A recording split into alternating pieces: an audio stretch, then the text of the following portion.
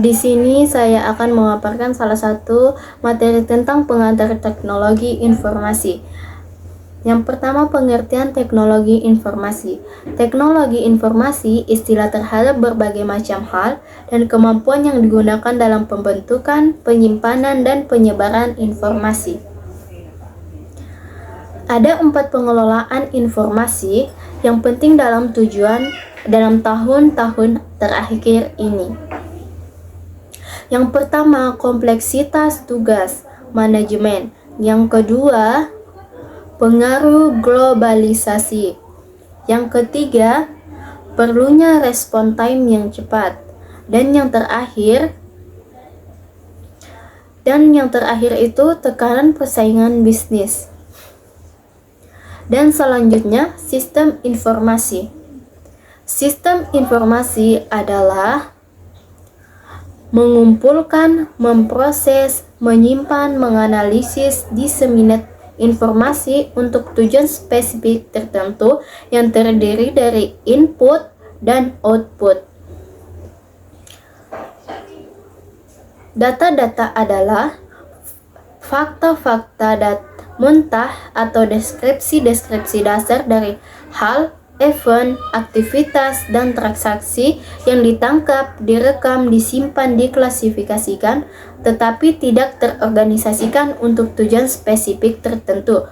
Contoh data terdiri dari nilai tegangan terukur. Yang kedua, nilai tahanan resistor atau nilai intensitas cahaya suatu bola lampu. Sistem informasi berbasis komputer. Sistem informasi berbasis komputer atau Basic Information System adalah sebuah sistem informasi yang menggunakan komputer dan teknologi telekomunikasi untuk melakukan tugas-tugas yang diinginkan. Teknologi informasi adalah komponen tertentu pada suatu sistem.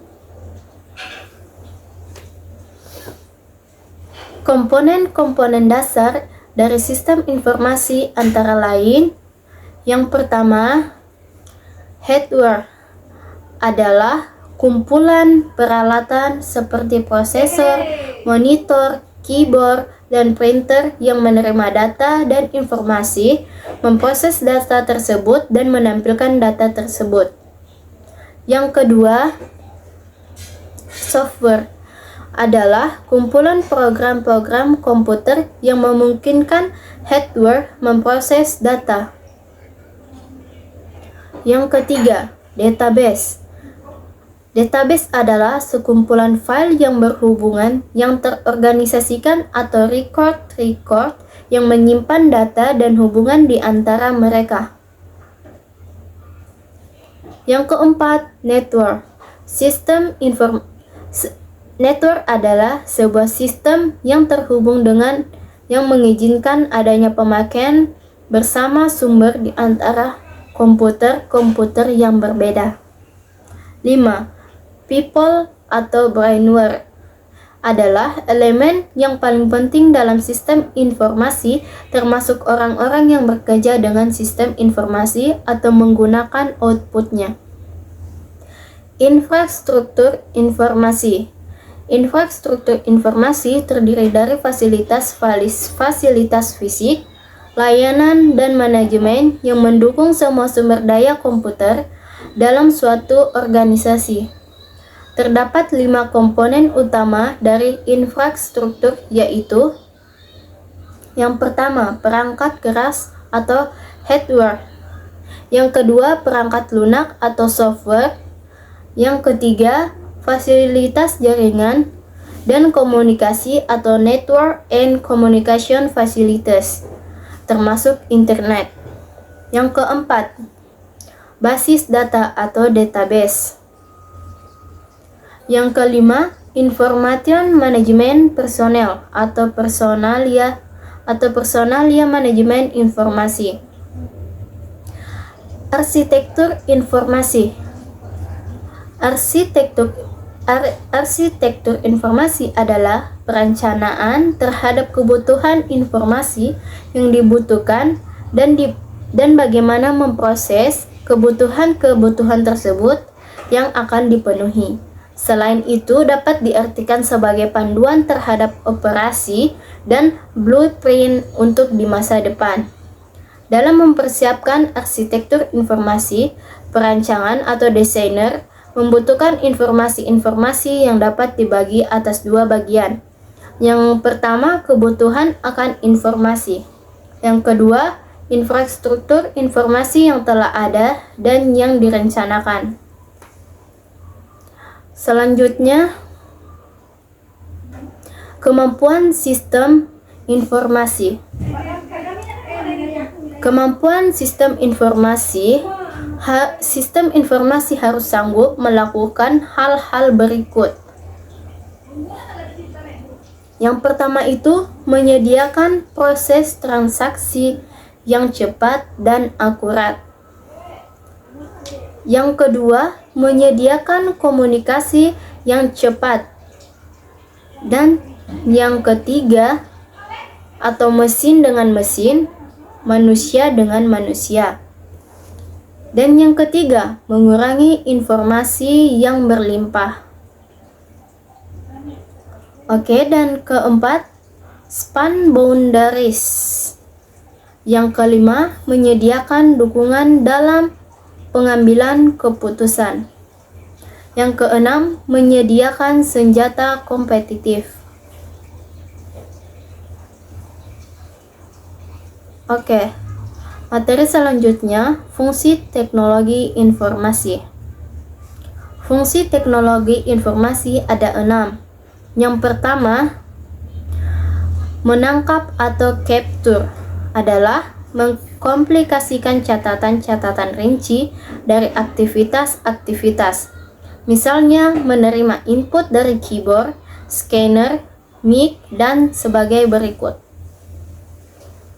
Yang kedua, mengelola atau processing adalah pengelolaan atau pemrosesan data berupa mengkonversi atau mengubah data ke bentuk lain. Menganalisis atau analisa kondisi, menghitung atau kalkulasi, mensintesis atau penggabungan segala bentuk data dan informasi.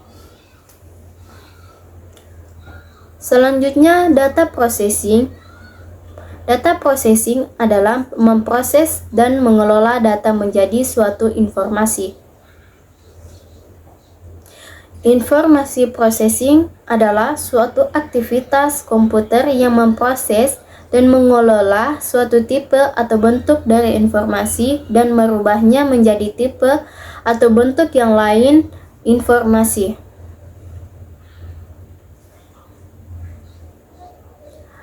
Yang ketiga itu multimedia system, suatu sistem komputer yang dapat memproses berbagai tipe atau bentuk dari informasi secara bersamaan atau simultan. Yang selanjutnya itu ketiga, menghasilkan atau generating. Generating adalah menghasilkan atau mengorganisasikan informasi ke dalam bentuk yang berguna, misal laporan-laporan, tabel, grafik, dan sebagai berikut. Yang keempat, menyimpan atau storage adalah menyimpan data dan informasi dalam suatu media yang dapat digunakan untuk keperluan isinya. Misal, simpan hard disk, flash disk, CD, dan sebagai berikut. 5. Mencari kembali atau retrieval adalah menelusuri, mendapat kembali informasi atau mengcopy data dan informasi yang sudah tersimpan. Misal, mencari kembali nilai-nilai mahasiswa dan sebagai berikut. 6. Mentransmisi atau transmission adalah mengirim data informasi dari suatu lokasi ke lokasi lain melalui jaringan komputer, misal saling berinteraksi melalui email dan sebagai berikut. Selanjutnya, benefit atau keuntungan penerapan teknologi informasi.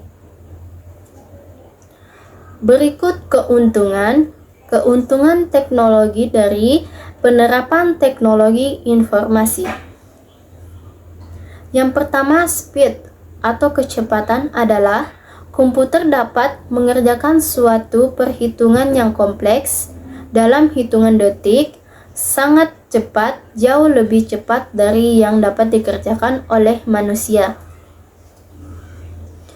Yang kedua, konsistensi atau konsistensi adalah hasil pengolahan lebih konsisten, tidak berubah-ubah karena format atau bentuknya sudah standar walaupun dilakukan berulang kali, sedangkan manusia sulit menghasilkan yang persis sama. Yang ketiga, precision atau ketepatan adalah komputer hanya tidak cepat, tapi juga lebih akurat dan tepat. Komputer dapat mendeteksi suatu perbedaan yang sangat kecil yang tidak dapat dilihat dengan kemampuan manusia dan juga dapat melakukan perhitungan yang sangat sulit. Yang keempat, reliability atau kehandalan. Kehandalan adalah apa yang dihasilkan lebih dapat dipercaya dibandingkan dengan dilakukan oleh manusia. Kesalahan yang terjadi lebih kecil memungkinkannya bila menggunakan komputer. Definisi komputer. Kata komputer sendiri memiliki banyak pendapat mengenai definisinya yang nantinya berkembang pada definisi tentang komputer, ilmu komputer, dan teknologi informasi. Istilah komputer itu sendiri berasal dari bahasa Latin komputer yang mengandung arti menghitung, to compute atau recon. Sejarah dan perkembangan teknologi komputer. Awal mula pengembangan komputer dimulai dengan kerjasama antar universitas dengan pemerintah. Militer AS mempunyai peranan penting dalam penemuan komputer pada zaman dahulu, sedangkan pengembangan yang sekarang ini didasarkan pada kebutuhan instruksi dan masyarakat. Sejarah komputer. Sejarah komputer dimulai pada tahun 1801 oleh Joseph Mary Jacquard menggunakan kartu-kartu berlubang untuk membuat pola-pola berbeda dan unik. Pada tahun 1820, Charles Babbage membuat desain komputer terprogram untuk pertama kalinya. Namun komputer ini belum pernah dipublikasikan karena masalah keterbatasan teknologi dan dana. Baru pada abad ke-19, Herman Hollerith membuat sebuah mesin pengolah data skala besar dengan memanfaatkan kartu bergelombang menggunakan tabung vakum. Pertengahan abad ke-20, pembukaan perhitungan sains yang kompleks dapat membuat dipenuhi oleh komputer analog, namun dengan mulai dikembangkannya komputer digital beberapa tahun kemudian, komputer analog semakin jarang digunakan.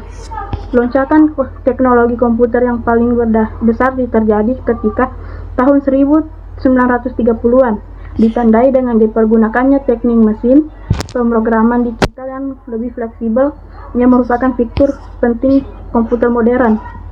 Perkembangan teknologi komputer. Berbagai teknologi telah dikembangkan untuk pembuatan hardware komputer seperti prosesor, memori, dan sekernel komputer. Generasi komputer dapat dibagi menjadi 5 generasi, yaitu generasi pertama tahun 1945 hingga 1958, generasi kedua 1958 hingga 1966, generasi ketiga 1966 hingga 1972, generasi keempat 1972 hingga 1978, dan generasi kelima 1978 sampai sekarang. Komputer generasi pertama. Komputer generasi pertama ini murni mesin hardware, tidak mempunyai sistem operasi. Pemrograman dilakukan dalam bahasa mesin yang berbeda setiap komputer. Pengguna bekerja pada sejumlah switch atau saklar pada panel depan baik untuk start, run, dan halt komputer. Komputer generasi kedua. Digunakannya transistor sebagai pengganti tabung hampa yang sangat revolusioner, karena selain hemat energi, juga ukurannya yang semakin kecil dibandingkan tabung hampa. Transistor merupakan singkatan dari transfer resistor, yang berarti yang dengan mempengaruhinya daya tahan antara 2 dari 3 lapisan, maka daya resistor yang ada pada lapisan berikut dapat pula dipengaruhi.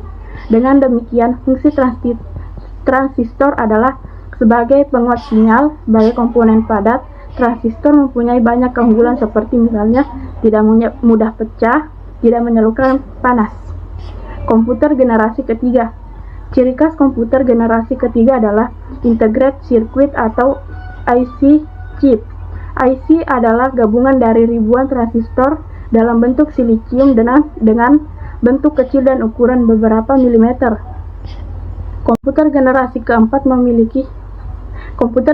keempat Komputer generasi keempat memiliki cara bahwa komponen yang digunakan sudah beribu-beribu IC atau Integrated Circuit yang dijadikan dalam sebuah chip yang disebut dengan LSI, Large Scale Integration, atau disebut juga dengan Bipolar Large Scale Integration BLSI.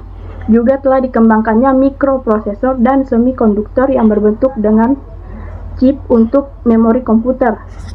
Komputer generasi kelima, sama seperti komputer generasi keempat, komputer ini masih fokus pada pengembangan peningkatan kepadatan chip yang sangat besar hingga jutaan transistor.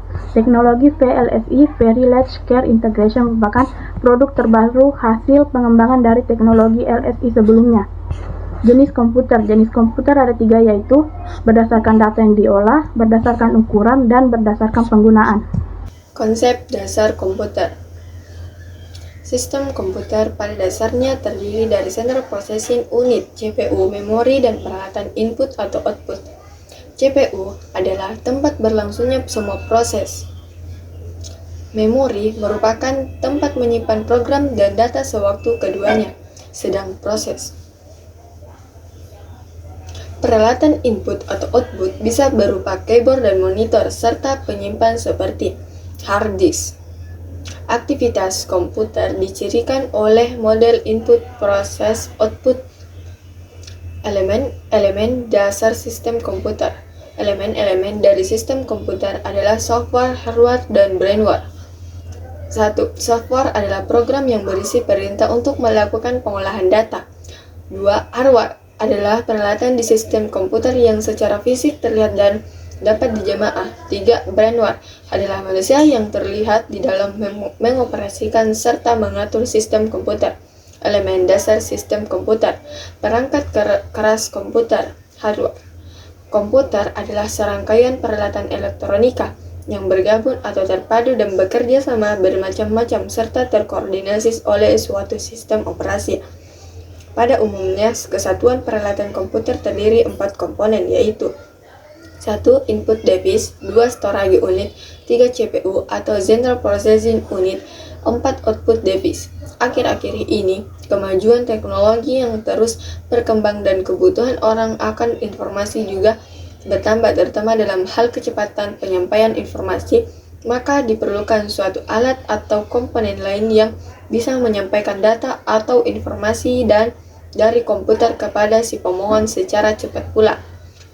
Jadi, komponen yang membuat suatu sistem komputer sekarang ini pun menjadi 5 komponen, yaitu 1. Input device, 2. Storage input, 3. CPU output device, 4. Output device, 5. CCU atau Communication Control Unit. Input dan output device. Input device adalah suatu bagian atau komponen dari sistem komputer yang berfungsi untuk tempat kita memasukkan data maupun instruksi-instruksi kepada komputer.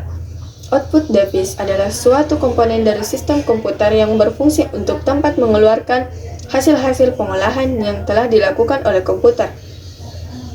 Media penyimpanan. Ada 3 macam memori yang dipergunakan di dalam sistem komputer, yaitu 1. Register, digunakan untuk menyimpan instruksi dan data yang diproses. 2. Main memory, dipergunakan untuk menyimpan instruksi dan data yang akan diproses dan hasil pengolahan.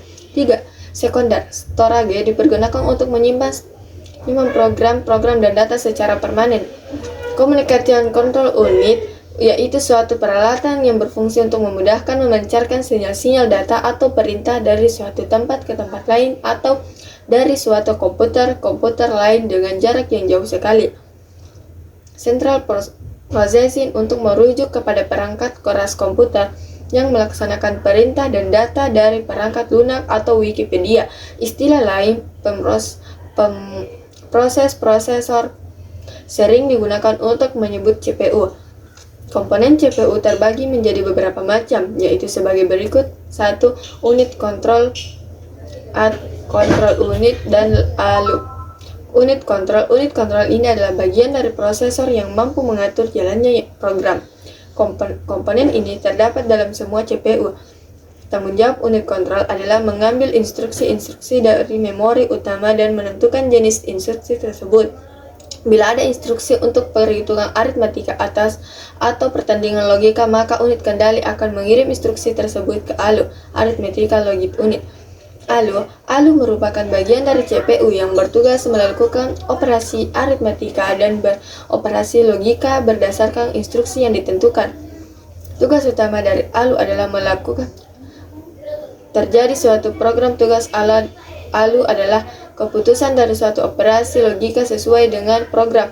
Perangkat lunak software. Perangkat lunak tersusun atas program yang menentukan apa yang harus dilakukan oleh komputer. Ada dua macam perangkat lunak, yaitu sistem software dan application software. Sistem software berguna untuk mengatur file atau mengilut dan mengeksekusi program serta menerima perintah dari mouse atau keyboard, sedang application software adalah software yang digunakan untuk menyelesaikan sesuatu pekerjaan. Brainware adalah orang yang mengoperasikan sebuah komputer, karena jika tidak orang yang mengoperasikan maka tidak akan dapat digunakan. Brainware terbagi ke dalam 3 kelompok. 1. Sistem analis. Orang yang merancang suatu sistem programmer, orang yang membuat program. User, orang yang menggunakan komputer secara langsung. Perangkat input dan output. Perangkat keras hardware. Perangkat keras komputer hardware terdiri dari beberapa komponen seperti peralatan input device, Central Processing Unit (CPU), media penyimpanan atau memori, peralatan output device, dan peralatan komunikasi communication device. Masing-masing alat tersebut saling mempunyai keterkaitan dalam proses pengolahan data di dalam komputer. Perangkat input. Perangkat input adalah perangkat yang berfungsi untuk memasukkan data atau perintah dari luar sistem ke dalam suatu memori atau prosesor untuk diolah guna menghasilkan informasi yang diperlukan. 1. Keyboard. Keyboard adalah sebuah papan yang terdiri dari tombol huruf, angka, dan simbol. Keyboard disebut papan tombol jari atau papan touch. Keyboard dapat berfungsi memasukkan huruf, angka, karakter khusus, serta sebagai media bagi user yang melakukan perintah-perintah penyimpanan file serta membuka file. 2. Mouse. Mouse yang mempunyai istilah Indonesianya tetikus ini adalah sebuah alat input yang digerakkan oleh tangan dan berfungsi mengubah gerakan menjadi instruksi atau perintah. Dengan kata lain, mouse ini berfungsi untuk memindahkan pointer atau kursor yang secara cepat. 3. Joystick. Joystick merupakan input device yang berfungsi sama pada input device lainnya, yaitu mengendalikan komputer. Tapi perangkat ini khusus bagi pengguna komputer untuk bermain game saja.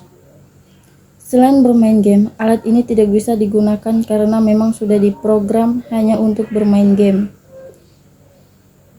4. Scanner. Scanner adalah sebuah alat yang dapat berfungsi untuk mengcopy atau menyalin gambar atau teks yang kemudian disimpan ke dalam memori komputer. Hasil scanner ditampilkan pada layar komputer terlebih dahulu, kemudian dapat diubah dan dimodifikasi sehingga tampilan dan hasilnya menjadi bagus. 5. Flash disk. Flash disk merupakan perangkat input yang berfungsi untuk menyimpan data dari komputer. Flash disk memiliki beberapa kapasitas yang berbeda-beda. Kapasitas terkecil dari flash disk adalah 2 GB. 6. Kinect. Kinect adalah suatu teknologi yang membuat user dapat berinteraksi secara natural dengan komputer tanpa menggunakan controller. Dengan kata lain, user dapat melakukan suatu pengoperasional komputer hanya dengan menggunakan gerakan tangan atau gerakan tubuh lainnya. 7. Magnetic reader. Alat masukan ini membaca potongan magnetik pada kartu handi untuk pertimbangan keamanan yang menyediakan identifikasi secara cepat pemilik kartu. Metode ini digunakan untuk menjalankan poin-poin tunai bank atau untuk menyediakan identifikasi orang-orang yang memasuki suatu bangunan. Perangkat output. Perangkat output adalah peralatan yang digunakan untuk melihat atau memperoleh hasil pengolahan data atau perintah yang telah dilakukan oleh komputer. 8. Proyektor. Alat yang mengambil image dari layar komputer dan diproyeksikan ke layar lebih besar. Memori dan penyimpanan. Ada 3 macam memori yang dipergunakan di dalam sistem komputer, yaitu register, yang digunakan untuk menyimpan instruksi dan data yang sedang diproses. Main memory dipergunakan untuk menyimpan instruksi dan data yang akan diproses dan hasil pengolahan. Secondary storage dipergunakan untuk menyimpan program dan data secara permanen. Memori utama atau main memory merupakan elemen yang penting dari suatu komputer yang digunakan untuk menyimpan data dan instruksi program untuk digunakan oleh prosesor. Penyimpanan utama digunakan untuk menyimpan semua data yang memerlukan pemrosesan guna mencapai kecepatan pemrosesan yang maksimum. Ini disebut memori jangka pendek. Penyimpanan utama dapat menyimpan instruksi yang menunggu diproses, instruksi yang saat itu sedang diproses, data yang saat itu sedang diproses, data yang menunggu pemrosesan, data yang sedang menunggu dikeluarkan atau output. RAM atau Random Access Memory. RAM merupakan memori yang dapat diakses, yaitu dapat diisi dan diambil isinya oleh programmer. Struktur dari RAM dibagi menjadi 4 bagian, yaitu input storage digunakan untuk menampung input yang dimasukkan lewat alat input, atau program storage digunakan untuk menyimpan semua instruksi-instruksi program yang akan diproses. Working storage digunakan untuk menyimpan data yang akan diolah dan dihasil dari pengolahan. Output storage digunakan untuk menampung hasil akhir dari pengolahan data yang akan ditampilkan ke alat output. ROM dari namanya memori ini hanya bisa dapat dibaca saja. Programmer tidak dapat bisa mengisi sesuatu ke dalam ROM. Isi ROM sudah diisi oleh pabrik pembuatannya, berupa sistem operating system yang terdiri dari program-program pokok yang diperlukan oleh sistem komputer. Memori register. Register merupakan alat penyimpanan hak kecil yang mempunyai kecepatan akses cukup tinggi yang digunakan untuk menyimpan data dan instruksi yang sedang diproses, sementara data dan instruksi lainnya yang menunggu giliran untuk diproses masih disimpan di dalam memori utama. Secondary memory. Memori cadangan disediakan untuk menyimpan program dan file yang besar, yakni program-program dan file yang tidak sedang dioperasikan saat itu, namun akan ditransfer ke penyimpanan utama ketika diperlukan. Unit magnetic disk magnetic, unit disket magnetis, floppy disk, unit disk optik atau disk optik. Alokasi data dalam memori. Manajemen memori adalah kegiatan mengelola memori komputer, mengalokasikan memori untuk proses sesuatu keinginan, menjaga alokasi ruang memori bagi proses sehingga memori dapat menampung banyak proses, dan sebagai upaya agar pemrogram atau proses tidak dibatasi kapasitas memori fisik di sistem komputer. Fungsi manajemen memori antara lain mengelola informasi memori yang dipakai dan tidak dipakai, mengalokasikan memori ke proses yang memerlukan, mendealokasikan memori dari proses yang telah selesai, mengelola swapping antara memori utama dan disk. Manajemen memori dibedakan menjadi 2, manajemen memori dengan swapping, manajemen memori dengan pemindahan proses antar memori utama dan disk dalam eksekusi. Manajemen memori tanpa swapping, manajemen memori tanpa pemindahan proses antara memori utama dan disk selama eksekusi.